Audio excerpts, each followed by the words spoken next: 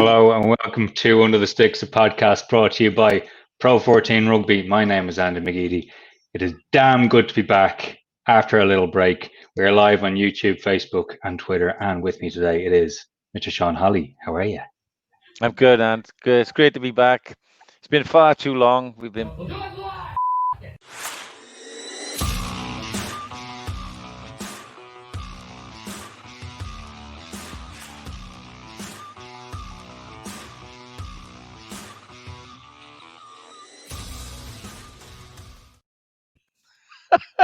Hello and welcome to Under the Sticks, a podcast brought to you by PRO14 Rugby. Take two. My name is Andy McGeady. It is great to be back again. Sean Holley, how are you? I'm good. Delighted to be back. I don't know how much Guinness Adam Redmond has been drinking while we've been away, but a little glitch at the start of the restart. But delighted to be back, mate. It's been too long. Good to see our old friend from down under, Andrew Swaine, and Buddy's here. Thank goodness he didn't get called up for the Barbarians, otherwise he'd be on the smash as we speak. Would have made for a more interesting podcast from you. This could be breaking news as we speak. I'm waiting on Dean to get a text saying you're actually called up for a game of real rugby again. How close are we, Dean? Well, not close enough, I don't think. We're too close to game day now, unfortunately. But that was going to give me a little bit more purpose in my pretty lonesome days at the moment. The missus has got a job, so I'm just chilling at home with the dog all day. I need something to do. Too much rain to play golf, and not enough time to get a haircut somehow, though.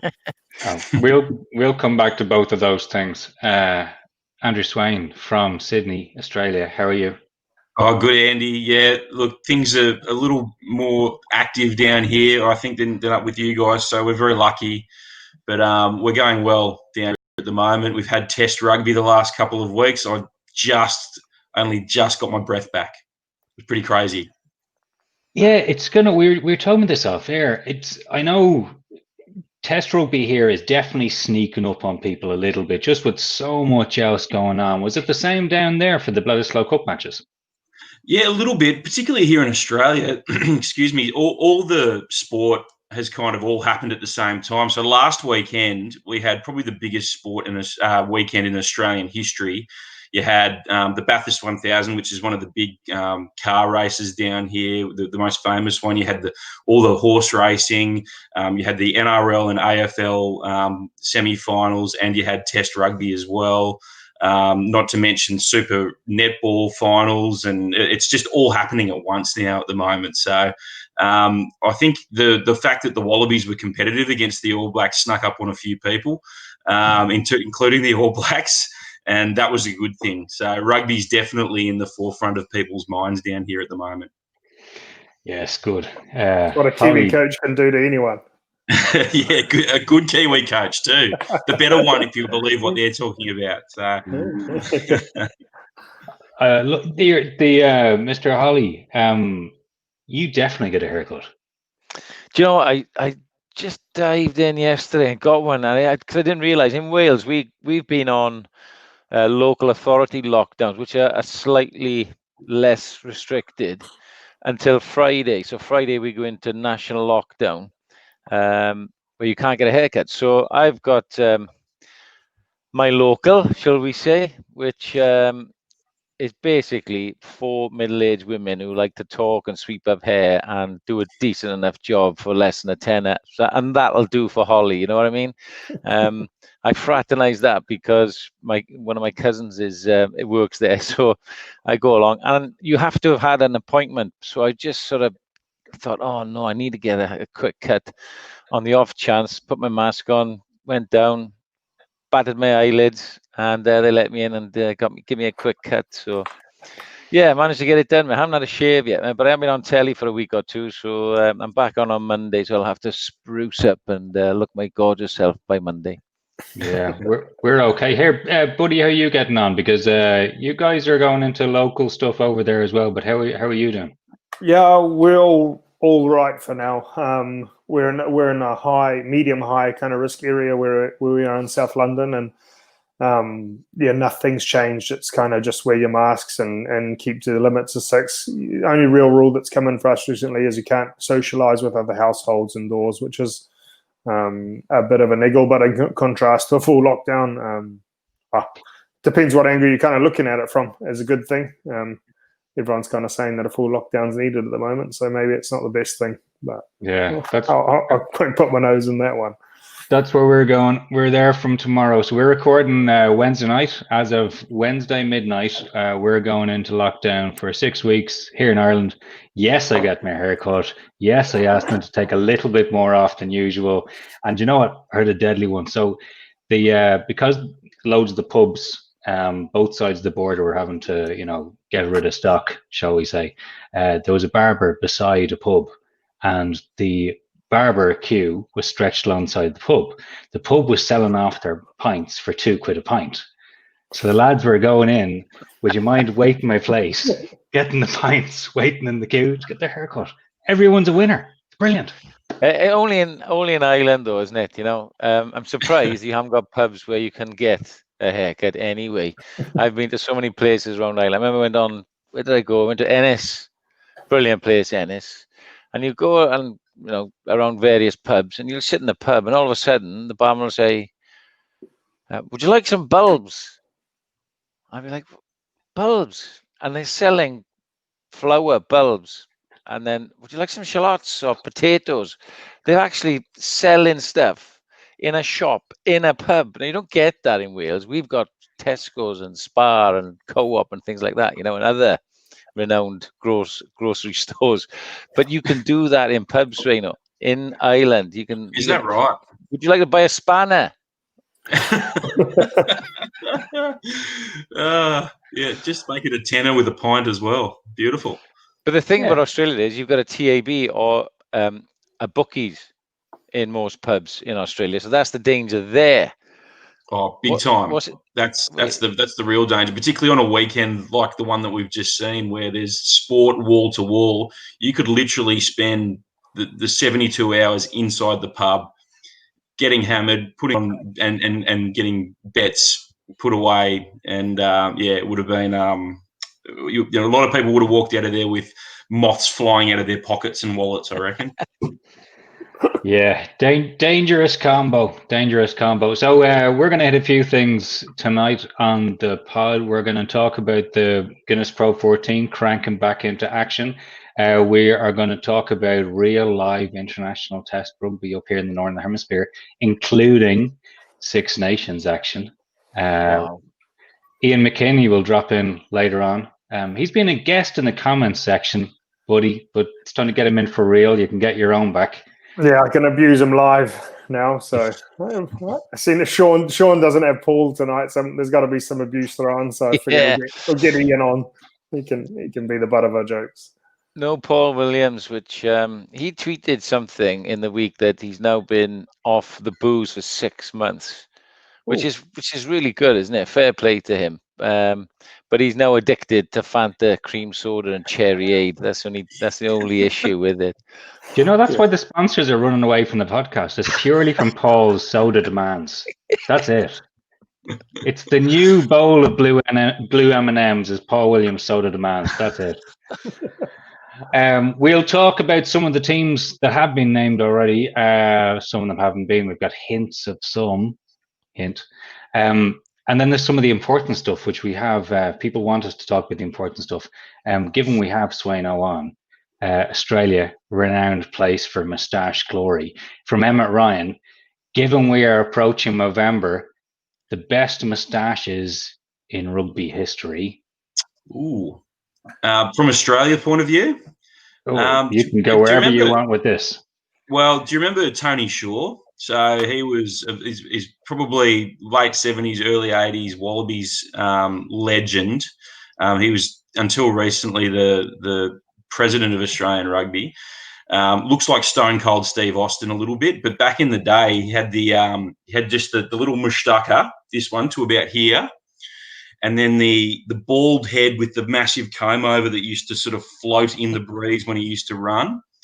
So I reckon Tony Shaw. And then my other one is probably right now, Nick White. he's got the old. He looks like he should be riding a penny farthing instead of playing rugby. So I think Nick White's probably up there with great mustaches at the moment. We're going to wait for some comments to come in because we have some regulars come in. Harley Worthy, Michael J. Hi from Pembrokeshire, West Wales. James O'Brien's back. James Reed. Oh, it's Swaine. I thought Adam was looking healthier than usual. That is... That's a compliment, actually. I wouldn't say that at all. That's leader in the clubhouse for comment of the night right there already. Harley Worthy, true Welshman, never pay more than a tenner for a haircut, Sean. Yeah, it's good to see so many regulars back because it's been a few weeks, isn't it? And these are our diehards. So welcome back, guys. Hopefully we'll keep you in touch. Chester Donnelly, very, very on the nose with this one. It's a bit weird how it's still called the Pro14. Chester, that is a very good point. And you know what? We should talk about this evening when we get to that part of the show about what is going on there. Yeah, Nick White has to be up there, Harley Worthy. Nick White, yeah, good shout. Good shout. We're looking for real moustache fame, though. I mean, something that is a bit of luster, a bit of in your face. I do not care what fashion tells me to do. This is me. That's the kind of stuff we want, Sean. Well, there's a few of them, isn't there now in modern days because of Movember, and a lot of the boys really go to town, don't they? They try and outdo one another, which is great because it's all for a great cause. But you hark back to the days where the moustache was pretty common. You know, you think of the Welsh team in the 70s, Mervyn Davies, Steve Fenwick, Gerald Davis, they all had nice mows. But the one that sticks out for me, because he was a real horrible, nasty guy on the field, was Grant Batty on the wing for the All Blacks. So if you have a look at Grant Batty, right, I think he scored a couple of tries in that 73 Barbars All Blacks game, right? Chipped over JPR Williams, touchdown scored. He was really short. And if you ever see a cartoon character called Yosemite Sam, right, that's Grant Batty, right? Yosemite Sam was the rootin' tootin' big 10-gallon hat, right? Big moustache like this. But a quick story on Grant Batty. I went over to do a fact-finding mission over in Aussie, up in the Gold Coast, right, Swaine? And I met Alex Evans. And he said, I went for lunch, and he said, I got Grant Batty coming along. Grant Batty was coaching on the Gold Coast. I said, the Grant Batty? He said, yeah. I said, oh, I'd be delighted to meet him. I'd love watching him playing that or that. And Lynn Jones, the old, the now Russia coach, was with me, and he said, I thought Grant Batty was dead. And I said, well, he's coming for lunch. He can't be dead. He said, oh, I'm sure he was dead. So anyway, Grant Batty, as it turned out, was late, right? He didn't come for about half an hour. And Lynn's nudging me going, see, I told you he was dead, right? I said, whoa. Anyway, Grant Batty, in he comes with moustache, sort of whatever it is, 40 years later. In he comes, hello, I'm Sean. Oh, Grant, nice to meet you. Lynn Jones. Pleased to meet you. I thought you were dead. And he said at the Grant Batty, right? Grant Batty said, funnily enough, I was dead, he said, right? Turns out now he had become a scuba diver, and he had a big pool in his back of his home, and he'd had a barbecue one day, and they got pretty oiled on the ale, and a few of his mates said, I bet you, Grant, you can't get in with all your scuba diving, you can't get in the pool, and you can do a lap up and back underwater. So in true Kiwi style, finished his can, in the water he went, did the first length underwater, and his mates went, clever clogs, and as he did the second length, he went into a coma. He blacked out, went into a coma, and somebody had to dive in and reach at the bottom of the pool and get him out. So for a moment he did die, and Lynn Jones recollected that. So that was my meeting of Grant Batty. Talking to moustaches. I thought you were dead. There you go. I did not see that coming. Chester Donnelly, very on point here. Growing up in the 80s in Merseyside, everyone's dad had a moustache. It's of a time. It's of a time. Yeah. But Movember's brought it back, and we have some good ones. Bob Burgess, former All Black. You look up a photo of him. It's a really dirty tash, like properly dirty. That's the sort of tash I want when I'm talking about stash and rugby. Anyway, we've talked about that for too long. Tony Down Under, this is stuff which people sent us when we weren't on air yet, so that's what I'm going here. How come none of you have wrangled a job at the Bermuda Tens? Time for some agents to be sacked. It's a good point. It's a really good point, isn't it? Is it on now? I think they're holding it off for a day because of a hurricane, but I would take hurricane money. That's all I'm saying. But Swaine, is your agent getting fired or what? My agent would be my wife, I reckon. So that's probably why I'm not going to the Bermuda Tens, because 2 young kids and you can't leave the country at the moment. I've been close to the Bermuda Classics, not the Tens, and not as a player, as a coach, because they always send the Classic Lions over there. And it's run by Willie John and a guy called Alan Martin, who played in the second row for Wales. But they don't really coach them. And the Kiwis and the Springboks, and they've started to take it really serious. So, the Classics, it used to be retired players and they'd be oldies, golden oldies. Now they're in their late 30s, really fit and taking it a bit serious. So I'm trying to get in there to say to these guys, to say to Willie John, look, we need to be a bit more organised, perhaps. But my mate has gone and refereed it. And they're literally on the dark and stormies every night, driving mopeds around, absolutely steaming. So it sounds like a great crack. Yeah, I've heard so many stories out of there, and it's certainly not, you don't go to play any rugby. Oh, particularly all those classics floating around as well. They all just want to, get steaming, as you say. That big Radiki Samo was playing classic rugby down here the other day with Justin Harrison, Morgan Turanui, those guys. Yeah, I wouldn't want to pull boots on again if those guys were running at me even now, particularly now with some of them. Yeah, a few extra kgs. Big Radiki storming down. Oh, mate, it's scary. But as Adam alluded to, if anyone out there needs someone to go to Bermuda, I'm your man.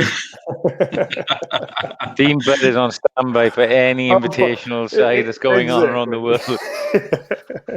Count me in. This is selfless stuff, Dean. I want you to know that we're all pulling for you. Yeah, I mean, I'd hate to leave my missus for a week or two to go get on the piss in a tropical country. And I'd say she's not there to hear you. That's what I'm feeling. She's never watches this, so I can say what I want, I think. Yeah, you're easy. So what rugby do we have to look forward to this week? We've got Test rugby. We've got Scotland, Georgia, Friday night, 7:30 p.m. our time anyway. France, Wales, Saturday, and then also Saturday, an actual Six Nations game, Ireland, Italy. This is good. Let's talk Scotland first, because they're on Friday. Because we need to talk about a couple of different fly halves here. We have the teams being named: Kinghorn, Graham, Harris, Lang. Duan van der Merwe will come back to him. Adam Hastings, Ali Price, Rory Sutherland, Fraser Brown, captain. Xander Ferguson, Ben Tula, Scott Cummings, Jamie Ritchie, Hamish Watson, and Matt Ferguson. It's a nice team. It's a tidy team. Firstly, Mr. van der Merwe. He's come straight back in. We've been pumping him up for a long time, Sean. He's going to run at people and knock them over, even if they are large Georgian humans. He runs and knocks people over, whoever he plays against, this fella. For those people who haven't seen him play, he's a big South African, soon to be Scottish. And you'll see from the footage we're showing if you're listening on the podcast, this guy, he's well over 6 feet. He's really built and he's as quick as the wind. He's a left-sided player, which for a coach is I know that sounds silly, but you do have left, right-sided players. He's got a good fend, transfers the ball, has a high offload rate. And, he's going to be fantastic for Gregor Townsend. They've got so many options in the backs anyway, but this guy gives you a different dimension. And Dean will tell you, coming off the tail of a line-out, you got Duan van der Merwe coming inside your 10. And it's a bit more of an ask, than your normal wingers. So, what an ace up the sleeve to have. And I think it's right to pick him and Ollie Kebble on the bench, because with the residency laws and that now, and just cap him. We've got so much rugby coming up. Cap him now quickly, so that he's captured, if you like, But what a player. Dean, you go. Absolutely phenomenal. I just my jaw's kind of half on the ground here, just watching all his highlights. He is going to cause some mayhem out there. If he's not running for 100, 200 meters this game, then he's had a bad game. I think he is phenomenal, and he will just absolutely cause havoc at this level. It's a bit like James Lowe, you know. So Ireland now get James Lowe, Scotland get to Van der Merwe. It's a bit of a, you know, when you open those cards as a kid and you're waiting for the gold one, you know, that you've got a top trump. All of a sudden you've got a guy free. He's a freebie. He's only been here 3 years. We got him, you know. So it's a real plus, I think. And yeah, well, you know, what can I say? He's straight in. He's got to be. Okay, so now here's where we get to your freebie, your gold sticker, right? The gold sticker in the pack. Because also on the bench is Finn Russell. Okay, and in the team is Adam Hastings. Now, we saw last weekend all the different sides of Finn Russell, and we see it all the time. Paul Williams has written a bit about it. I think Paul said the long-term balance of the number 10 shirt, is a potential minefield, and a call Gregor Townsend must get right. The off-field environment directly impacts their performance to a massive degree, especially at test level. Going straight over to one of our listeners and viewers here, T-Bone Down Under, will Finn Russell have had a few pints in camp this time? Whoa, Swaine, that's cold. Yeah, it is pretty ice cold, isn't it? But I mean, you tell you what, like having someone like Finn Russell coming off your bench for the last 20 or whatever, it can just open the game up, can't it? Like for the Wallabies, from a Wallabies perspective, for years, Curtly Beale wasn't really starting. He'd come off the bench, and he'd just add that X factor that you want in that last 20. And so having a guy like him come off the bench in the last 20, that's red hot, I think. But also, I think the off-field and on-field balance is absolutely spot on. Dave Rennie's done it with the Wallabies right now. From a Down Unders perspective, he's changed the culture a little bit off the field. And you can see that it's not really netted a result yet, but it might down the track. Yeah, they're not any worse off, are they? No, that's right. That's right. I think it would be a lot of consideration here, and Dean, maybe you can back me up here, but if I was Gregor, I'd be really keen. They've obviously had a reconciliation, haven't they? Okay, they've got together, they've talked, which is a good thing. How far down the line they are, we don't know. I'd like to think that they've had a discussion about whether he starts or not this week. I think if I was Gregor, I'd be keen to get him straight back in, but at the same time, I'd be a little bit worried of letting him loose. You know what I mean? How close they are in that relationship is very important.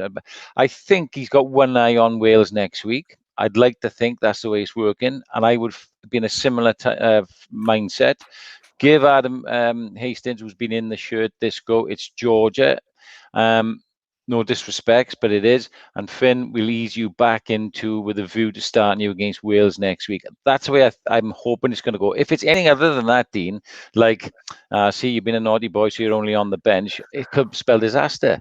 Yeah, it doesn't make sense. You're either in or you're out. And I certainly know who I'd rather have playing against me. And, I mean, Finn Russell's clearly the better 10 out of the two and is one of the best 10s in the world, in my opinion.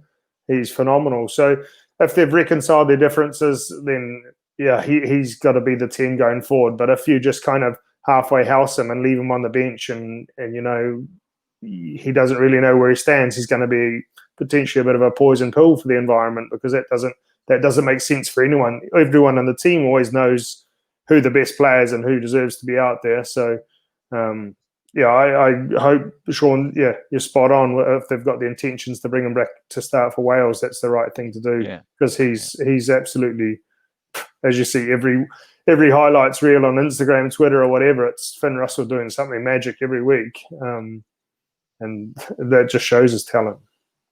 Can I have time for two comments here from our informed and maybe less informed people.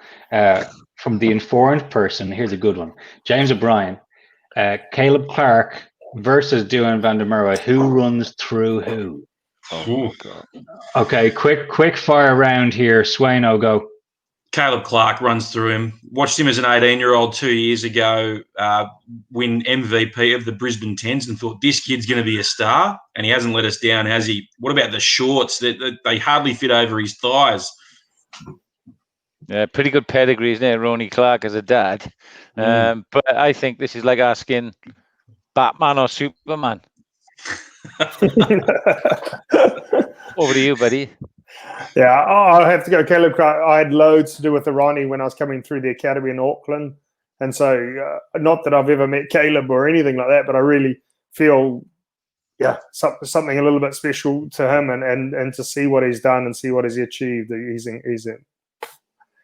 He'll be the All Black winger for the next 5 years, and then there'll be someone come along just like him that we never thought would have existed and take his spot. What about the high shorts that he has to wear? The high shorts, he has to pull them up over the thighs. It's a bit like a Ronnie Clark used to have to do as well. He had the high shorts thing going on. Yeah, those are some monsters. The island legs, they're just not built for shorts or socks. The socks don't go past the calves and the shorts don't go down past the quads. I think he's got a lot of legs. That was the informed comment. Now, Callum Caldwell. Firstly, Sean Holley, do you know Callum Caldwell? I don't. Why? What's he said? Okay. He says, can I just say how great Sean Holley's Analyst Eye series is?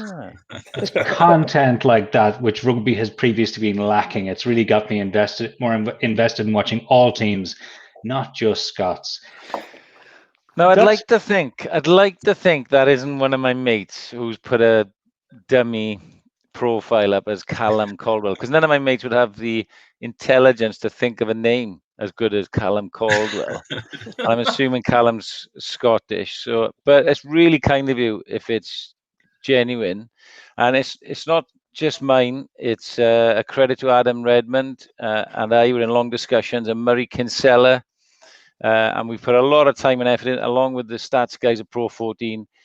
And I just love doing it. You know, boys, it's my bag. And I do agree with you, Callum. I think this is something that particularly guys just out of the game, like Dean or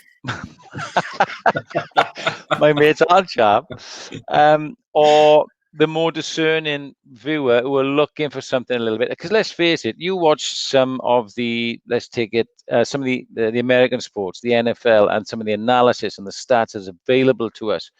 You know, we've got to catch up with that. And I agree. I think the analyst side has been great to do. And if Adam's listening, let's start doing more in the next couple of weeks. A little bit of a hint there. And for everyone else who isn't so discerning, we're still here. We're fine. Adding to our merry band tonight, Ian McKinley has joined us, fresh from comment sections of previous pods. Ian, hello. Good evening, one and all. Hey, Ian. long time fan. Buddy, you know this man? Yeah, look, I mean, his internet's terrible, so it's hard to really see some abuse. It's going to be crackling away the whole time. But no, internet's good. Couldn't be any stronger. It'll be good. Where are you calling us from, Ian? I'm calling from Northern Ireland. So I'm, Dean was actually here a few weeks ago before the second lockdown sort of came around. So he has a bit of experience of it, but calling from up here. That's the red room for everyone at home. That's part of a 4-story mansion that Ian lives in now. Yeah, it's not mine. It's not mine.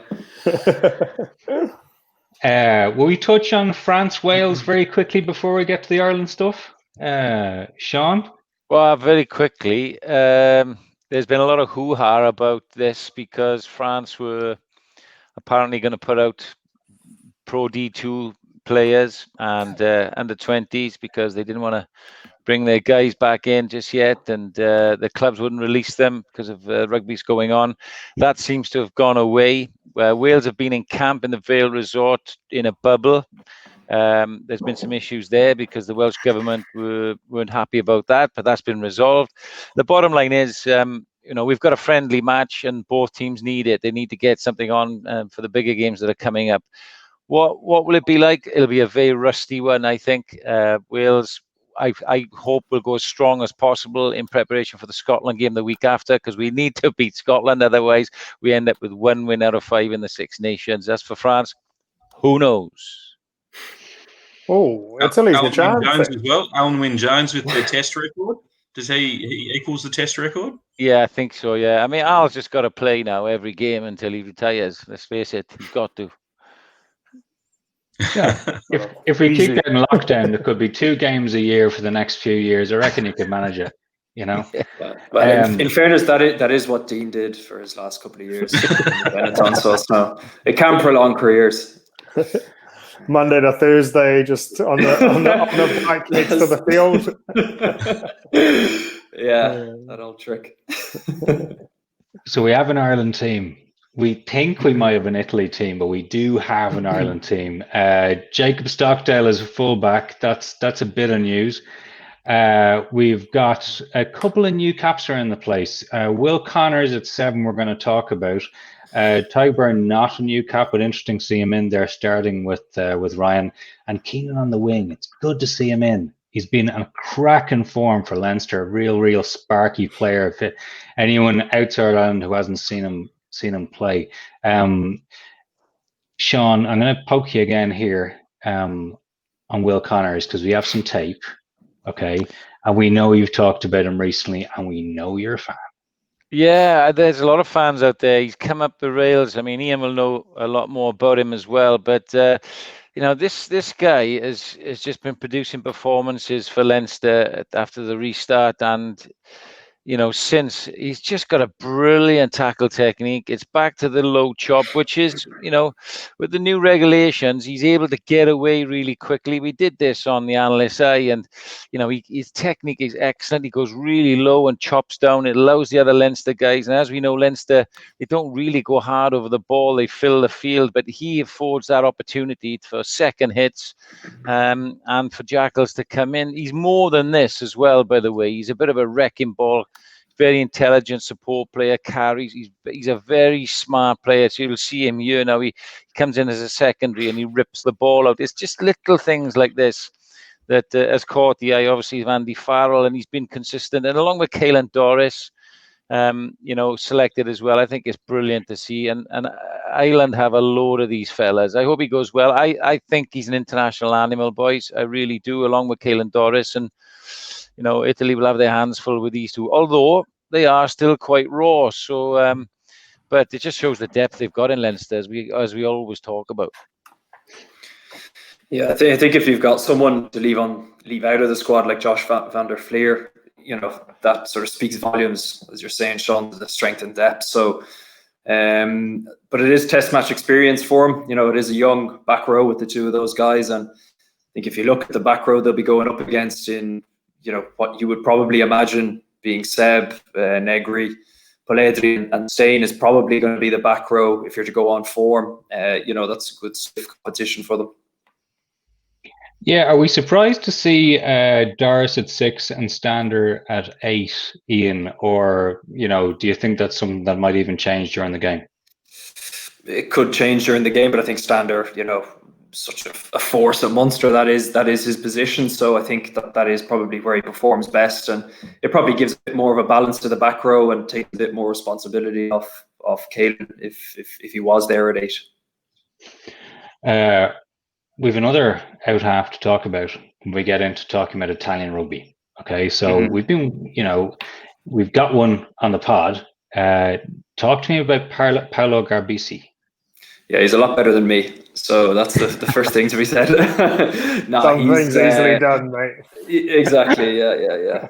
He's got the 2 eyes. So I'm only going to use that once, and then that's the rest. That's it.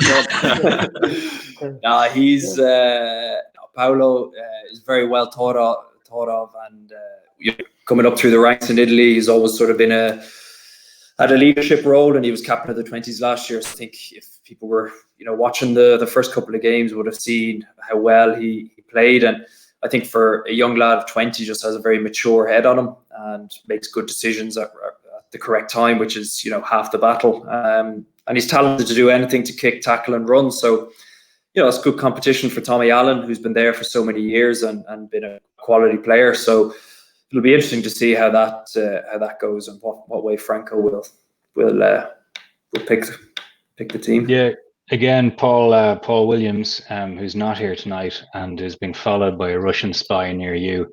And the impressive Paolo Garbisi also gives Italy access to an outside half with a full triple threat skill set, which they have arguably never had before. Bit harsh. Be it kick, pass, step. Garbisi can do it all. Swaine, I know before we went live, when we mentioned Garbisi, you're like, oh yeah, does he play in the under-20s? Because this triggered a memory for you. Yeah, well, watching him play last year, I was over in Argentina with Shauno, and we actually did pretty much all the Italy games because they were in the same pool as the Junior Wallabies. And yeah, I remember seeing him play. I remember him standing out in those first couple of games. We also scored a ripping try against the Scots in that last game, I think, of the tournament. Just individual effort, had the step, had the fend, had the and he could chip and chase as well. But yeah, just a quality player, and it's good to see a lot of those under-20s guys, Sean, making the jump now to Test rugby. Mate, it's great to see, in the Wallabies team, Wilson at 6. We noticed. I watched Toulon in the final of the Challenge Cup last week, and is it Carbonell at 10? Was the French captain at 10 in the 20? So a lot of these guys are coming through. It's a great tournament to go and watch, but it's really important to see them coming through. And Garbisi was one of them. When you commentate on these, you do your research, you don't just go on the lash. You actually do find out as much as you can. You try and say their names properly. But in Garbisi, Swaine, we saw somebody who could make the jump, and he's obviously doing that, Ian. The question is, I suppose, can he do it at international level, or is this just a case of we need to push a kid with talent through so that we've got somebody for the next couple of years? Yeah, well, I suppose if you look at the squad, you still have Carlo Cana there, you still have Tommy, it's a huge, if you're looking at the caps in the squad there, two of the higher ones, so there's no shortage of experience. But I think, that old, I don't know if it was an Australian New Zealand phrase, if they're young enough, if they're good enough, they're young enough, or the other way around, I can never remember. But, he's proven that he can make the jump, so it'll just be interesting to see. And I think it's just fresh to, for him to have grown all the way through the Italy ranks. I think people would definitely be interested to see him. Yeah, from inside the camp, a lot of the boys are talking that he doesn't seem to lack the maturity. He seems to have the control. He seems to be composed. Like a lot of the feedback is that he's a communicator on the field as well, which is something Italy at 10. Tommy sometimes lacks a little bit, and kind of genuinely lacks. So I think the importance of trying to get the structure that Italy wants is really he's going to fit right into that mold by organising and putting boys in the right spots, and then again to have the ability to hit them with that pass in the hole or take the gap himself. His teammates, they're giving him a lot of good props from everything I've heard from inside the camp. This is going to be good. So as an absolutely non-biased Irishman, if Ireland can win by about 30, but he comes off the bench and scores 2 brilliant tries, I'll be happy. Is that reasonable? I think I'm okay. Okay, right. Move on. Ian and Dean, a view from Italy on Maxim Mbanda being awarded some kind of a Knight of the Realm or something. I'm butchering this, but he genuinely he signed up to be an ambulance driver during COVID, at the very start of this, and he has been recognized for this. Yeah, he was working like an absolute madman. I think he was he had some qualification essentially, so he could work with ambulances and as as a volunteer. So he was driving ambulances and was also delivering food to the people in need, basically 24 hours a day. I know that sounds extreme, but from what I understand, he was barely sleeping. He was an emotional wreck from everything. He kind of was telling boys of stories where he just couldn't sleep and was just so emotionally distraught that had emptied his kind of everything he had in himself during the day, and then would come home and cry, and just was just the most selfless kind of guy during the worst time of the pandemic in Italy, and was rewarded for that, thankfully. That's I know there's jokes that went round the last 6 months that, sort of go there, wow, Papa, what did you do during the great pandemic? And it's like, well, I sat at home and I didn't go out the door. Wow, you're a hero. But Max, fair play. It's awesome to see. Like, there are various players in the game who they have a past in medicine or a past in some other thing, and they've said, right, this is time to step up. It's good to see. I mean, Ian, you must have you've got a couple of different perspectives on lockdown, I'd say, at the moment. Yeah, I suppose it's funny being in northern Italy when it was at its worst, and now I'm in Northern Ireland, so the two worst northerly places to be stuck with lockdown. You can know how to pick them, but no, I think Dean. You've probably talked to Dean about it, but it was just such a surreal time, and I think even Dean's story of when there was a certain distance you weren't allowed to be outside from where you lived, and being picked up that you were too far from that place. So it really was that strict and surreal. So fingers crossed we just don't get back to that sort of severity. But yeah. Yeah, there's always time. We'll see. Yeah. Maybe we'll get Christmas. Swaine, you're still with us.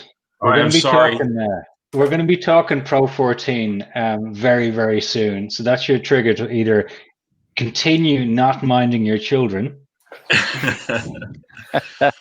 Right? You know where I'm going with this. Yeah, I know what you're saying.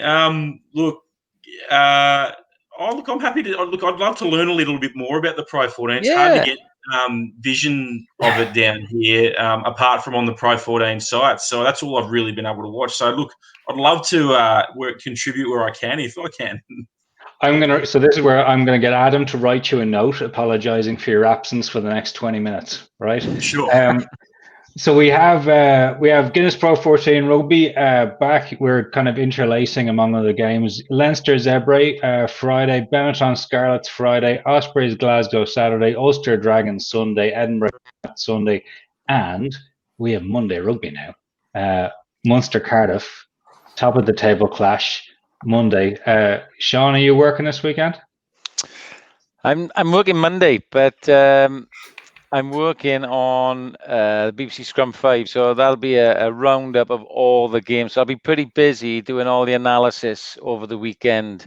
I have got a couple of Monday night fixtures coming up, though, for Premier Sports, which I'm up to Edinburgh, and I'm at the Cardiff Blues, which ironically is in Newport at Rodney Parade because they can't play in Cardiff. But anyway, the Monday night thing is going to be interesting. It's a new thing through the Nations Cup and the Six Nations through the autumn. There's 14 games in total, and it's a chance to see Pro14 rugby whilst internationals on. It doesn't clash on the weekend when these internationals, and a lot of people want to see the internationals.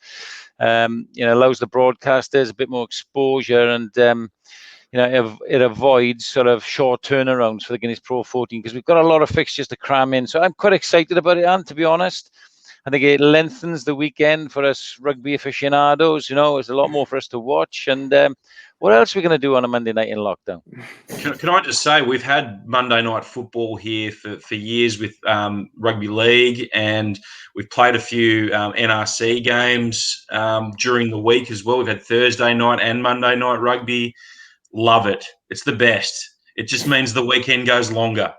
You finish work on a Monday. You're busted after a Monday of work because like Mondays suck, right? And then you turn up home, put the kids to bed, flick on the telly. You're not watching current affairs. You're watching rugby. It's the best. Let me just get a player's perspective on that. It is the worst. It is the worst thing ever, because you have to as a player, you have to give up your whole weekend to then play a game on Monday, which absolutely screws you and everything that is normal. Absolutely, now as a spectator, or with you 100% Swaine, but God, as a player, I could not think of anything worse, because literally everyone, all your friends, they finally get the weekend free, and you're actually now you've got to work all of a sudden, and you can't really, you lose your socializing time a little bit. But that's just, I mean, we're here to give perspectives, and I'll let you know that when people say that it's a rugby player's life's absolutely beautiful, just think Mondays and night games are the last thing you want to do. And this is the reason that Dean prolonged his career with ideas like that, just speaking up the whole time. So, oh yeah, retirement stuff. Hello, Jake. So this is, we have to do the voiceover for people who aren't watching. So if you're listening back, Jake Pelledri, or someone who we think is Jake Pelledri, is now in the comments section. This is great. I love this stuff. That'll be Jake, won't it? Ian, when so that's a forward's perspective, though. The backs can go party all weekend and just show up on Monday, right? No, I'd share the same view as Dean, to be honest. Given especially with how much we had to travel with Treviso, you had to follow whatever Ryanair or EasyJet presented to you. So say if you played on the Saturday, some of the time that Sunday you were basically traveling. You wouldn't get back till about 4 or 5 in the evening. So you'd only have a few hours until you were back in on Monday morning. So rugby good for the fans, bad for the players. Yeah, exactly. And let's be honest, it's about the money and the fans. So we're more than happy as players to do it. Okay. So the various bags, the various sacks of meat wearing laundry. We don't care about those now that you've retired, Dean, is it? Yeah, let's play Monday, Tuesday, every night of the week, I reckon. Give me something to watch. Well, this is going to be between round 3 and round 8, and they'll rotate the teams, so it won't be. It'll be like a block, boys, where you've done a 5-day turnaround, then an 8-day turnaround, then a 7-day turnaround. So it'll be one of those blocks. You know what it's like. You just got to dig in for those periods as players and coaches, because it is tough, particularly for the travel. It's just you don't know what day it is, do you? All of a sudden, a Saturday feels like a Wednesday morning, and you're not seeing your mates and your kids, and they're sat in their heads in a laptop. The boys are recovering or whatever. That is the downfall. However, the upside is that all the internationals will be away, so this is an opportunity for the younger group and maybe some of the more senior professionals to galvanize and get some points on the board. So particularly the young kids, they won't care what day of the week it is; they'll just want to play. So, there's some upsides and downsides, but from our point of view as viewers and broadcasters, it's a win-win. So looking forward to it. Munster Blues, top of the table clash next Monday. And I've got a point of information from someone behind the scenes in Pro14 Rugby who says they're all minimum 6-day turnarounds, just in case anyone's worrying. Okay. Player welfare, absolutely. Yes, always to the fore about everything. And believe it or not, boys, you wish you were playing. They're all flying chartered planes. Yeah, I do. I've never been so jealous in my life. There's a little bit of rage when I saw Benetton had announced some affiliation with Ryanair to fly charter to every game. I was just like, for 8 years, I've done 4 days of travel for a 2-hour game, and all of a sudden, I'm 4 weeks out of the game, and they're getting charter planes. Well, it just shows, when your meal budget is gone, they can afford more things. It's fine. Oh, yeah. It could be Ian leaving that one. Nah, not a chance. Right, comment from John Smith. Guys, how does Treviso cope with losing so many players to the international squad? We've touched on this at various times, but Ian, your perspective? Yeah, I think it's always a problem each year, but I think Zebre actually have lost more players this year.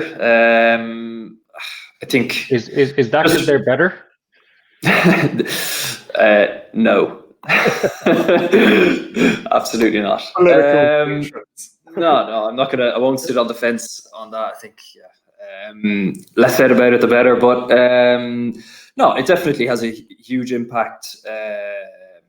Absolutely, I think it does give other players though that chance. But I think the difficulty, I suppose, say with other teams is that you've got academy systems that can actually help and bring the players that have gone. You can replace those. Whereas, say with Treviso, there actually isn't a proper academy system, so you don't have those guys just filling in easily. So that's sort of where those, Benetton or Zebre might struggle to fill those gaps, whereas a Leinster, Munster, or Scarlets might find it a bit easier. So it poses its own challenges, definitely. But I think in terms of getting players exposure, obviously, and people maybe who've been left out of the squad, gives them something to fight for, trying to get back a bit of form, because it is tough when you go off on international duty and maybe you don't start. You need your club form, or you need to be starting games just to get that rhythm back. You need something. Now, before we start to break, right? Because we're in about 50 minutes or so, and I was given express instructions to try and tighten up time this evening. So thank you all, gents. Cardiff Blues, Jason Tovey, Sean. He's nearing a big milestone. He could be the quietest 1,000-pointer we've seen in a while in the Guinness PRO14. Yeah, he's been around a long time, and to be fair to him, I thought that was the end of him. He went back. I think he went to. Was it Edinburgh? He went to Edinburgh, yeah. Yeah, and then couldn't pick up a contract. So he ended up playing for Cross Keys in the Welsh Premiership. But the Blues picked him up, and one thing you need, you tell us all, Ian, is a left-footed goal kicker, a trusty restart guy.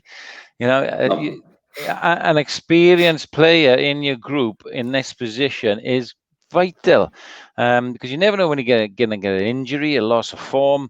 The Blues would have been expecting to lose Jared Evans, and so Jason Tovey is good to have around, kept himself in good nick. And 1,000 points, I don't care how long it takes or who does it. It's a hell of a milestone. So good luck to him. Hope he gets it on Monday. Well, depends if you're a Munster fan or not, to be honest. Well, he can still get it, and Munster could win as far as Munster fans go. So he could, yeah. Very last thing before we break. Ian, how's the coaching going? Where are you coaching? I don't know. Dean can probably answer that better than me. Dean, if you wanted to, I don't know.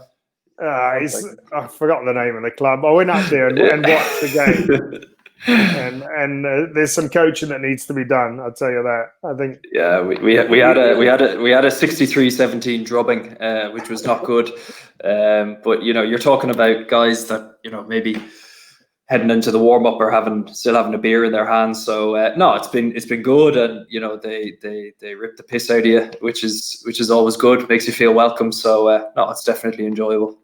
It was actually a good laugh whilst I was there waiting for Ian to take the warm up. One of the boys had just had a heart attack at training on Thursday. He came over whilst having a ciggy and told me that we should go have a couple of pints while we wait for the guys to warm up. So just to show you the level, we probably had about 4 pints whilst they warmed up, and then he wasn't in a rush to stop during the game either. So it's a beginning of the coaching career. Yeah, he's okay though. There's no side effects. He's fine. He's back at training. Are we done? Are we done? No. Okay, I've forgotten something. Thank you, Adam Redmond. We've Lions news. We're still hoping the Lions tour takes place. We have Lions news. The Lions play Japan. It's part of the warm-ups. Too good. This is welcome news, isn't it? Lions has gone a little bit under the radar because there's still this, will it happen? Won't it happen? Well, for goodness sake, let's hope it happens. One, because I'm going out there for 5 weeks with a tour group, and I'm desperate to go world champions against Lions. It has to happen. But this has become a thing now, isn't it? Warm-up games, and for those of us who watched Japan in the last World Cup in Japan, they were fantastic. They've been rewarded with this friendly warm-up game. I believe it's in Edinburgh, isn't it? Yeah. Mm-hmm. Yeah, which is which is fantastic as well. They'll sell out Murrayfield for that, and it's my understanding that the Lions could be training up in Edinburgh and in Cardiff and doing two hubs, as it were. So it's going to be great, to see that. I just think the Lions has to go ahead. It has to go ahead with supporters, though, unfortunately, because anybody who's been on a Lions tour, you have the fans make it, and the players will tell you that. So let's hope it all goes ahead. But the news coming out is really positive stuff. You won't be able to buy a ticket, and you won't be able to get accommodation in Edinburgh when that date comes around. That's for sure. Well, I was with all that.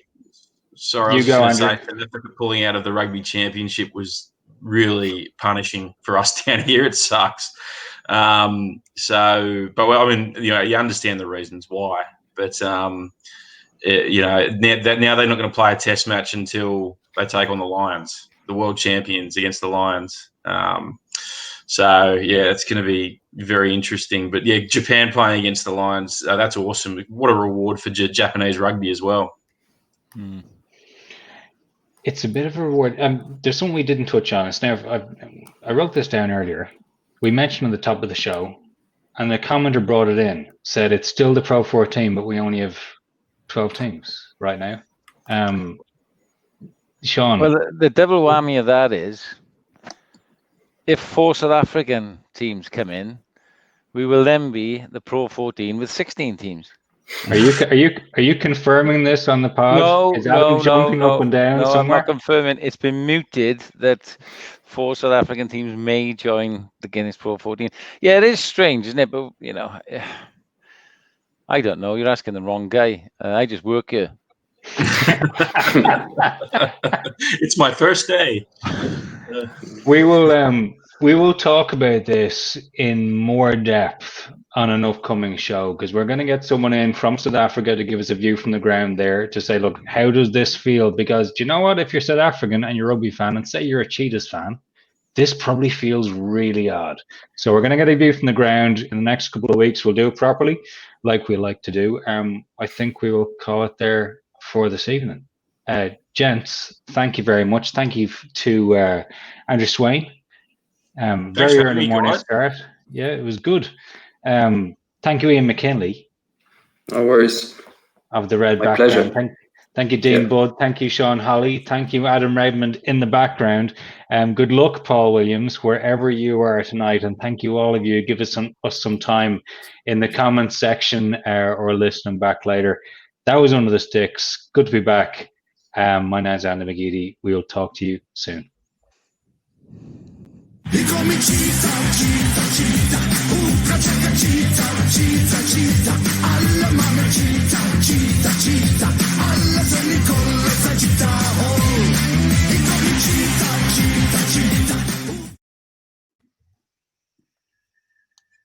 Cheers, fellas. Cheers, kept man. the Cheetahs music. Cheers, Swaine. It's still Great to have you.